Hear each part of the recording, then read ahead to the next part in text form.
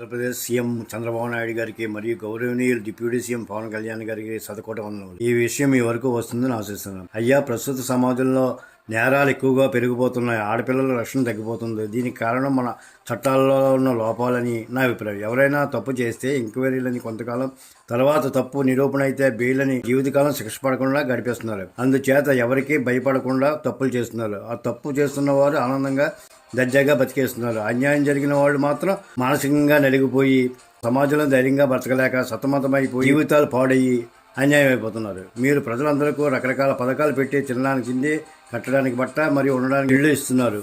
వీటితో పాటు ఇంకెన్నో ఇస్తున్నారు డబ్బు రూపేణ. కానీ సత్వర న్యాయం మాత్రం దొరకడం లేదు.